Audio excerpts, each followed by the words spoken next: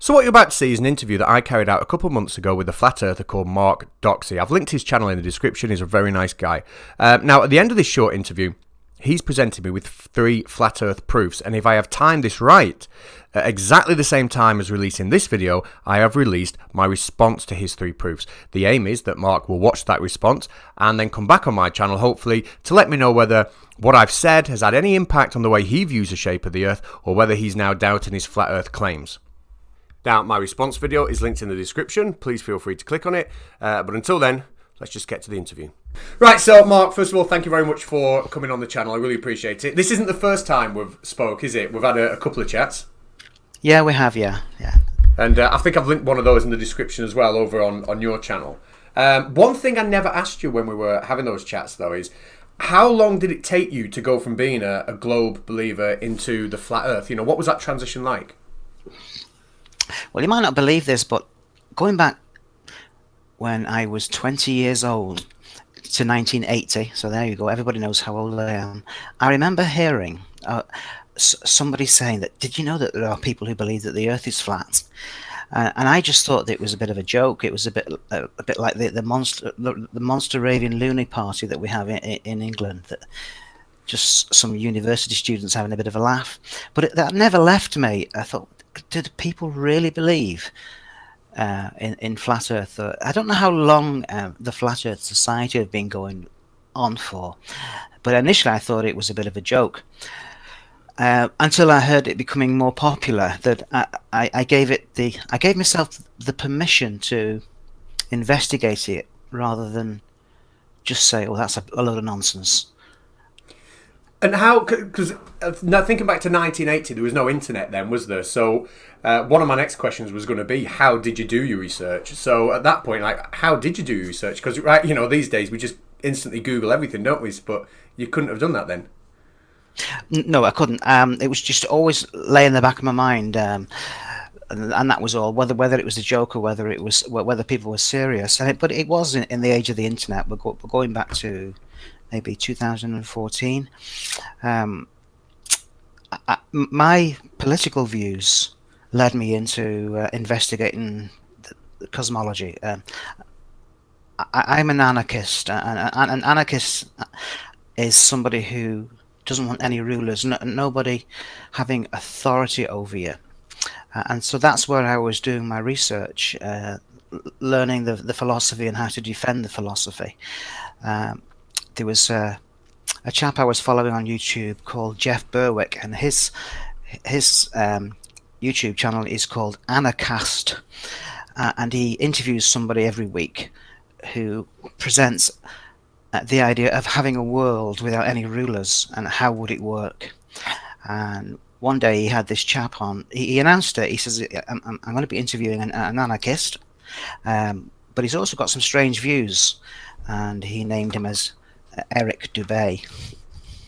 So that's how I first became involved in it. And I knew that some people believed in it. I had a bias towards anarchy, and here's Eric Dubay being interviewed. So that was the start, and that was going back to maybe 2014, 15.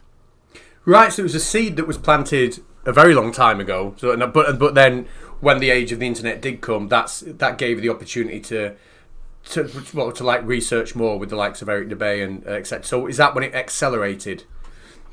That was the start of it. Yes. At the time when he gave that, there was very few people. There was Matt Powerland. Jeranism was going. What's the guy from South Africa called? I know him as Rory, but Mr. Perspective.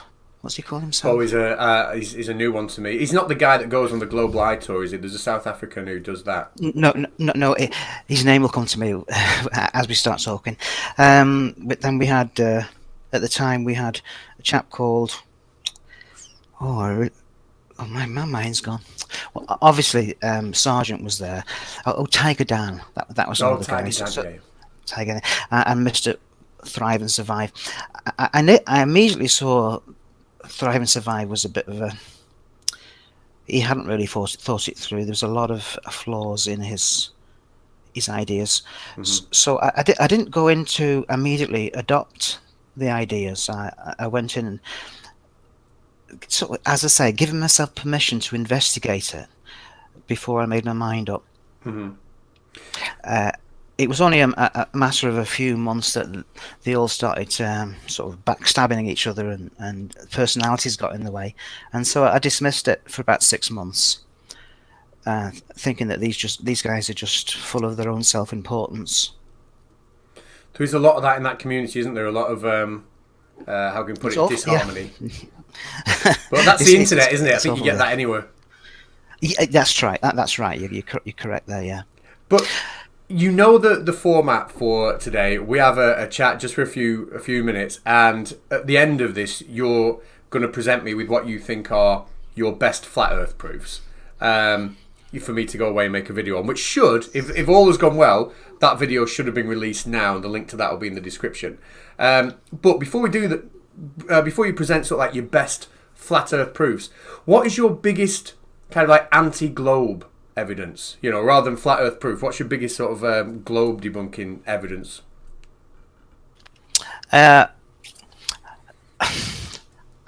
I'm not that arrogant to say I can debunk anything. My position is that the Earth presents itself to be flat and motionless, and that's as far as I'm prepared to go. And that's where I'm investigating and supporting my position, or even, to be honest, trying to find a flaw in my position as well. Well, there is one thing we agree on. I know we've spoken about this in the past, and that's gravity. Now, I know when we've spoken about the Flat Earth debate team and about them, some of the arguments they come up with to try and talk about density versus buoyancy, etc. You've always said that you believe in some form of gravity. Is the gravity you believe in the same as the gravity I believe in? I think that the Flat Earth community has thrown the baby out with the bathwater. They've dismissed Newtonian gravity of orbital mechanics and the bending of space-time. And it's a blanket refusal of anything to do with gravity. Now, if I observe that the Earth is flat and motionless, I also observe that things go downwards when you let go of them, and so that's the bit of I call that gravity. And would sorry, go on. I've dismissed maybe 60% of gravity, and that's your sort of orbital mechanics and bending of space-time, but the physical observation of 9.8 meters per second squared, I can't deny that, and I'd be stupid to deny that. And where would you put Cavendish in that? Would that be part that you've dismissed or part that you'd retain? Well, I wasn't there with him, so I don't know. Does one mass attract another mass? Well, if it does, that's what keeps my feet on the ground. I think it's a massive red herring. The Flat Earth community has given the globe supporters a lot of nonsense that's only led to more mockery. I think you're right with that, and I think sometimes, certainly when I make my videos,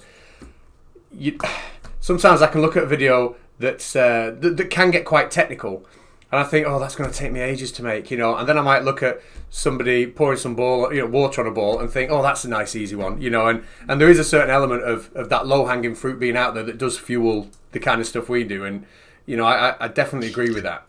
But this is your turn now. We said that this would take 10 minutes, 12 minutes. You've come armed with 2 or 3 of your biggest flat Earth proofs. You're going to present them to me now, and then, like I say, I'll go away and I'll make my video, and then hopefully when you've seen the video I make, you might come back on and tell me what you think of it. You don't have to, no agreement, but if you're interested in doing that, you're more than welcome. So would you like to begin? What have you brought? Okay, I've got a couple of questions for you. I'm not trying to entrap you or no, that's any great. Socratic on you. That's fine. Okay. 2 scenarios. We have a massive conveyor belt and a car sitting on top of the conveyor belt, and the conveyor belt is moving at 30 miles an hour. Yeah. And the car has got the accelerator at 30 miles an hour. Would the car change its physical location if the conveyor belt and the car are working against each other at 30 miles an hour. Oh, so right, so the conveyor belt's going east, for example, and the car's going west. And they're both doing 30 mile an hour. Would the car change position? Not relative to the conveyor belt, no. Oh, It's like being on a okay, treadmill is kind of what you're saying, isn't it? yeah, that's right. Yeah. Okay, now now we're going to make the conveyor belt a lot bigger and a lot faster to 180 miles an hour. Yeah. And there's a jumbo jet trying to take off against it. Yeah. Now a jumbo jet takes off at about 180 miles an hour. Will the jet be able to take off? Yeah. Now, to me, I see a different analogy to that. To me, that's not analogous. If I stand on a treadmill, if a treadmill is running, and then I stand on a treadmill, I'm not already moving at a relative speed to that treadmill, if you like. I'm stood stationary next to it, the treadmill is moving, and then I get on and I've got to try and pick up speed. Whereas the plane that's on the ground, getting ready to take off, is already moving with the Earth. It's only got to move relative. It's only got to either accelerate or decelerate relative to the ground it's on, rather than try and pick up speed and keep up with it. So to me, I think I know what you're saying, but to me, you can't analogize the two there. The different things, in my opinion. I think you've missed my point. Okay, go on. The plane would be able to take off anyway because it's not using its wheels as friction on the ground. It's got jet engines. Right. Okay. So, right. So I've got myself a little bit confused there with what you mean. So are you saying that the runway is acting like the conveyor belt? Yeah, it's going at 180 miles an hour against the jumbo jet, but the jumbo jet would still be able to take off because its thrust comes from its engines, not from its wheels, whereas the car, or you and I, require the friction on the Earth. Did you get the difference? Right. But if we had, Okay, let me get to my punchline there, because that's not my intention to trip you up. If you're on the Earth and you're connected to it and you need it, then you get the analogy there. But once you've got an engine and you can get yourself off the Earth, and you're using your jet engines rather than any friction on the Earth, then my biggest proof, maybe if anybody can correct me, it's the east-west takeoff, getting from Europe to America, America to Europe. Once you've got an engine, you separate yourself from the rotation of the Earth, and so you should be able to get there faster one way, a lot faster one way than the other way. Oh, so flight times, essentially, if you're flying in one direction and the Earth is spinning below you, Yeah. What? Okay, right. Now, I mean, we did say that this wouldn't become a debate, and I would make these answers in a separate video. So that's what I'll do. But we'll take that as your first question that you want answering, if you like. So brilliant. But times, listen, if you could just separate the car on the Earth, fastened to it, compared to an engine in the atmosphere, that would be the criteria for me. Right. Okay. I think I get where you come with that. So I'll address that as point number one. Which, again, that video should be out right now. So anyone who's watching this, once we've finished your points, can click over and see how I've addressed that. What's your second point? The rotation around the Earth going around the Sun. That you and I live on the same latitude of about 55 degrees. Mm-hmm. Is that right? Yeah. And we are now. This is the sneaky thing that the globe apologists resort to, is that whenever flatties say we're traveling at 1,000 miles an hour, the globes immediately change that to rotations per day. Miles per hour is a different concept to rotation per day. Yes, it is. Yeah.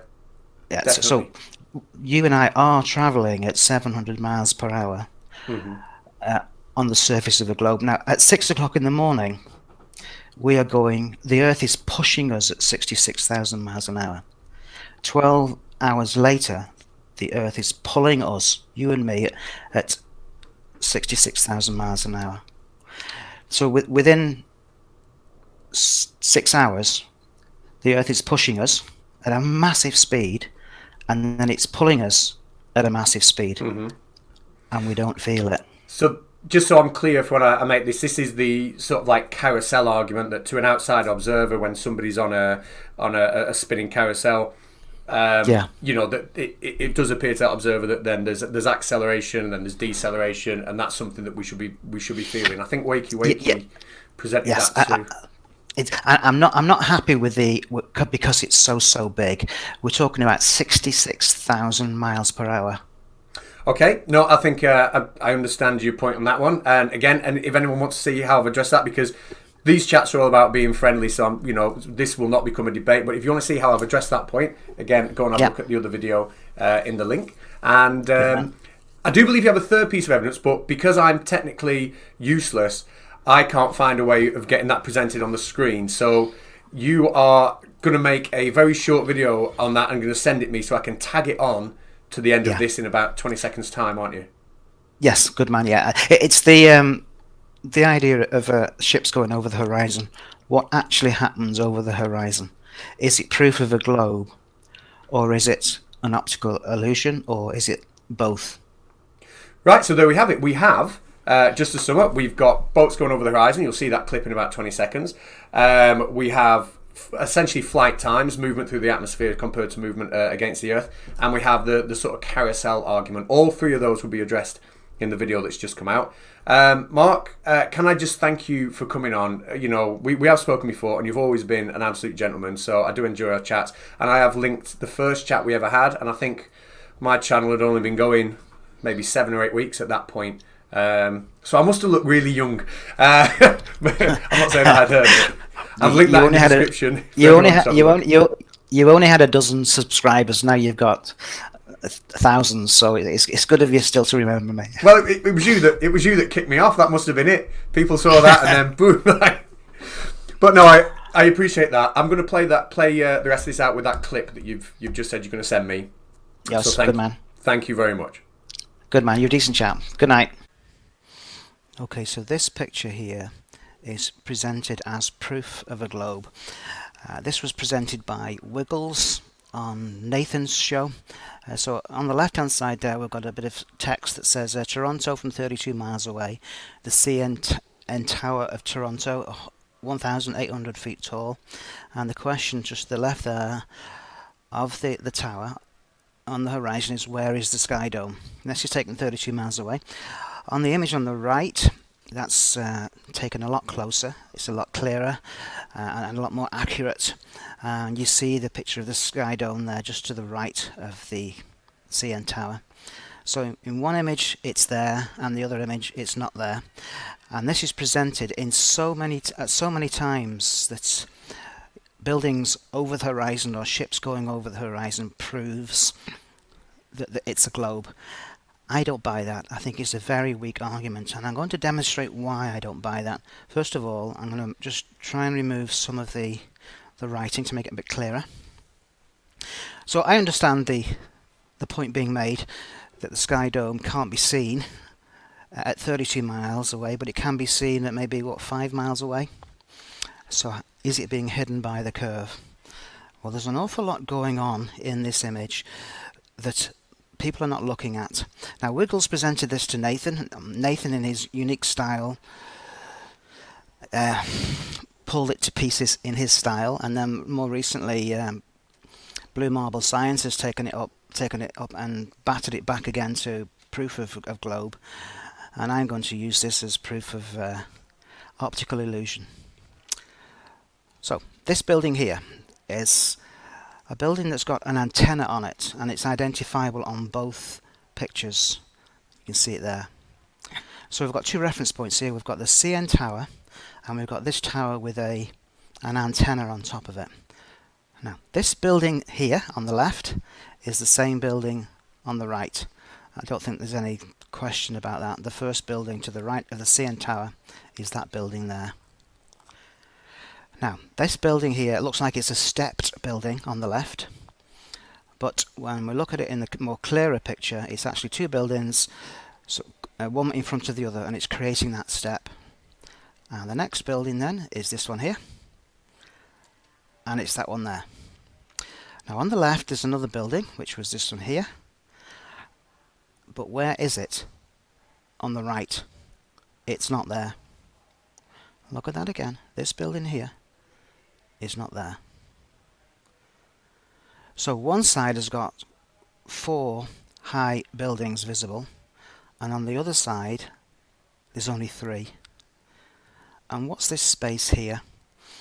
Now, the image on the right has got lots of buildings that sort of average out, and the tippy tops of them can be seen on the distant photograph. But on this one, on the more accurate picture, the closer one, there's an even height, but there's a gap in the distant one where that bracket is. What accounts for that? Because it doesn't fit the other building.